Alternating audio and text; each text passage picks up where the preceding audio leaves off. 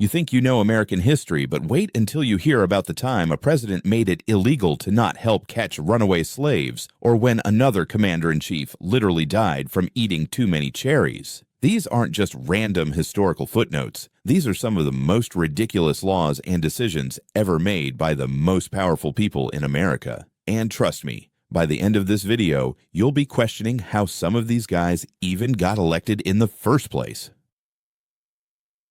Let's start with something that sounds like it came straight out of a dystopian nightmare. Picture this. It's 1850, and President Millard Fillmore just made every single American citizen a bounty hunter. No joke. The Fugitive Slave Act didn't just allow people to chase down escaped slaves. It legally required every person in America to help capture them. That means if someone fleeing slavery knocked on your door asking for water, giving them a glass could land you in prison, even if you lived in a free state. This wasn't just morally twisted, it was strategically stupid. Fillmore thought he was playing peacemaker between North and South, keeping the Union together through compromise. Instead, he created the most effective abolition recruitment tool in American history. Suddenly, people who never cared about slavery were forced to participate in it, and they were not happy about it. Normal citizens became radicalized overnight, turning what could have been a manageable political issue into a powder keg that would explode into civil war. But at least Fillmore's law actually did something. Unlike our next presidential disaster, meet William Henry Harrison, the man who holds the record for accomplishing absolutely nothing as president. This guy was so determined to prove he wasn't too old for the job that he delivered a nearly 2-hour inauguration speech in freezing rain without wearing a coat. It's like your grandfather trying to prove he's still young by doing backflips at your birthday party. Noble intention, terrible execution. Harrison wanted to show America he still had the energy and stamina for the presidency. Instead, he showed them what happens when stubbornness meets hypothermia. For over a century, historians thought he caught pneumonia from this speech and died. Modern research suggests he actually died from typhoid fever caused by contaminated White House drinking water, but either way, he lasted exactly 31 days in office. That's less time than most people spend at a new job before getting their first paycheck. Here's the kicker. Nobody knew what was supposed to happen when a president died. The Constitution wasn't exactly clear on the succession process, so John Tyler basically just showed up and said, "I'm president now," and everyone went along with it. Harrison's entire presidential legacy consists of one really long speech and accidentally creating a constitutional crisis.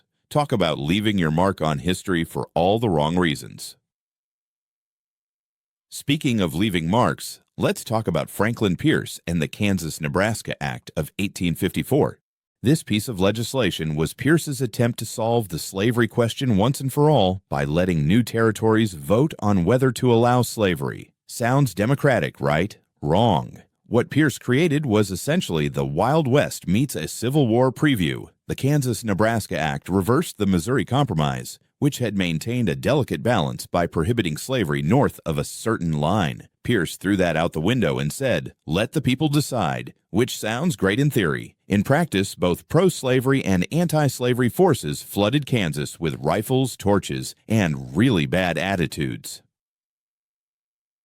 What followed was a 5-year bloodbath nicknamed Bleeding Kansas. Houses burned, families were slaughtered, and the territory turned into a battlefield. And what did Pierce do to stop this chaos?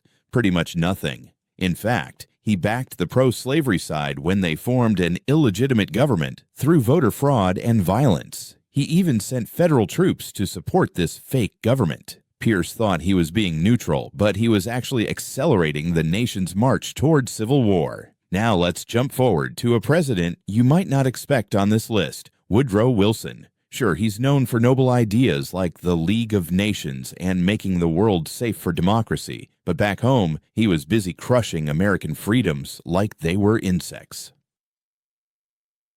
During World War I, Wilson signed the Espionage Act and Sedition Act, making it a federal crime to criticize the government, the military, or even the flag. These weren't just symbolic laws gathering dust. Over 2,000 Americans were prosecuted under Wilson's administration, including journalists, union leaders, and everyday citizens who dared speak their minds. Free speech, the cornerstone of American democracy, was basically put in timeout because Wilson thought wartime paranoia was more important than constitutional rights. But Wilson's ego didn't stop there. After the war, he pushed hard for the League of Nations, convinced it would prevent future conflicts. When the U.S. Senate rejected it, Wilson couldn't accept defeat. The League still happened with 63 other countries, just without America. So Wilson created an international organization designed to keep world peace, then ensured America couldn't participate in it. It's like organizing a party and then getting yourself uninvited. The cherry on top of Wilson's failure Sunday was how he handled Germany after the war. The Treaty of Versailles punished Germany so severely that it basically wrote the opening chapter of World War II. Wilson became so obsessed with his vision of world peace that he helped guarantee the next global conflict. George W. Bush had a similar problem with unintended consequences, but his mistakes were even more expensive. Bush entered office with a handshake and a smirk, then got hit with every disaster short of an alien invasion. First came September 11th, which Bush handled well initially, bringing the country together, but what followed reshaped the world in ways we're still dealing with today. The decision to invade Iraq based on intelligence about weapons of mass destruction that didn't exist led to a trillion-dollar war. Over 4,000 American lives were lost, tens of thousands more were wounded, and the Middle East was destabilized for decades. Meanwhile, back home, Bush passed the Patriot Act, dramatically expanding government surveillance powers. The NSA and FBI could now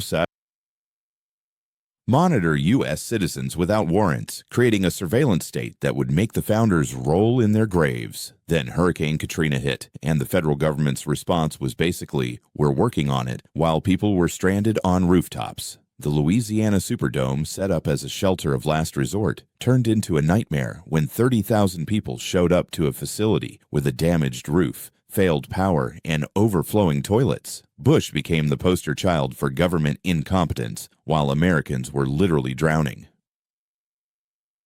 But if you want to talk about government incompetence, we need to discuss Andrew Johnson, who took over after Lincoln's assassination when America desperately needed steady leadership. Instead, they got a former slaveholder from Tennessee who definitely didn't believe in racial equality. Johnson vetoed the Civil Rights Act of 1866, which would have granted basic rights to formerly enslaved people, things like making contracts, owning property, and receiving equal treatment under law. When Congress overrode his veto and pushed through the 14th Amendment, Johnson found other ways to undermine progress. He issued mass pardons to tens of thousands of Confederates, allowing them to retake power in the South.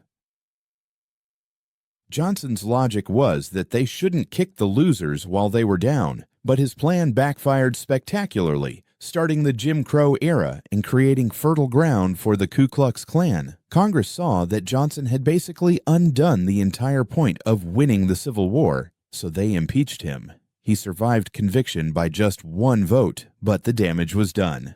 Now let's talk about Herbert Hoover, who promised Americans a chicken in every pot and a car in every garage. People believed him because Hoover had an impressive resume. Self-made millionaire, humanitarian, respected public servant. He seemed like the perfect guy to usher America into a golden age. Then the Great Depression hit, and Hoover froze like a deer in headlights. As a staunch capitalist, Hoover believed government intervention would make things worse, so he sat back and let private charities handle the crisis. Banks collapsed, businesses shuttered, and unemployment soared to 25%. But the final nail in Hoover's coffin came in 1932 with the Bonus Army protest. 15,000 World War I veterans marched peacefully on Washington, demanding early payment of bonuses they desperately needed to survive. Hoover's response was to send in the U.S. Army. General Douglas MacArthur led federal troops who used tear gas, tanks, and bayonets to violently clear the veteran encampment. When photographs of assaulted veterans hit newspaper front pages, Hoover's political career was over. He went from being seen as a competent leader to a cold, clueless man who turned military force against America's own veterans. But the award for most spectacular presidential failure goes to James Buchanan, who watched the Civil War approach like a slow-motion train wreck and did absolutely nothing to stop it. When Buchanan took office in 1857, the nation was already splitting apart over slavery. He had a choice: provide leadership or do nothing. Instead, he chose option 3 and let the Supreme Court handle everything. This led to the infamous Dred Scott decision, which declared that Black Americans could never be citizens. Buchanan celebrated this ruling, thinking it settled the slavery debate forever. Spoiler alert, it didn't. Instead, it energized the North and helped Abraham Lincoln win the presidency without a single Southern electoral vote. The South panicked and began seceding before Lincoln even took office. Buchanan insisted that secession was illegal, but claimed the federal government had no power to stop it. By the time he left office, 7 states had seceded, federal forts had been seized, and America was free-falling into civil war. Buchanan's legacy isn't defined by scandal or corruption. It's defined by his complete failure to act when the nation's survival was at stake. But even Buchanan looks competent compared to Warren G. Harding, who privately admitted, "I am not fit for this office and should never have been here." At least he was honest about his incompetence. Harding ran on returning America to normalcy, but instead delivered the most corrupt administration in U.S. history. Harding stacked his cabinet with the Ohio Gang, poker buddies and political cronies who treated the federal government like their personal piggy bank. The Teapot Dome scandal saw his Interior Secretary secretly lease federal oil reserves to private companies in exchange for bribes. The head of the Veterans Bureau embezzled millions meant for wounded soldiers. His Attorney General allegedly took kickbacks to ignore criminal activity during Prohibition. While all this corruption was happening, Harding spent his days golfing, gambling, and drinking, which was illegal during Prohibition. He had multiple affairs while in office and basically turned the presidency into a fraternity house. Harding himself said, "I have no trouble with my enemies, but my damn friends keep me walking the floor at nights." Maybe the guilt got to him, because Harding died of a heart attack in 1923 while the scandals were still unfolding. His presidency didn't just damage trust in government, it shattered it completely. But perhaps that was necessary because it made Americans permanently skeptical of political corruption, even when it's happening right in front of us. These presidents didn't just fail at their jobs, they nearly broke the country through their incompetence, stubbornness, and sometimes outright malice. From laws that forced citizens to become slave catchers to economic policies that caused depressions to decisions that started civil wars, these presidential failures remind us that the people we elect have enormous power to shape history, often in ways they never intended. The scariest part is that most of these presidents thought they were doing the right thing. Fillmore believed he was preserving the Union. Pierce thought he was being democratic. Wilson was convinced he was protecting national security. Hoover trusted in free market solutions. They all had justifications for their actions, but good intentions don't excuse catastrophic results. What makes these stories even more relevant today is how they show the lasting impact of presidential decisions. Wilson's surveillance state powers still exist today. Bush's Middle East interventions continue affecting global politics. Johnson's failure to protect civil rights echoes through generations. The laws and precedents set by these failed presidents continue shaping American society decades or even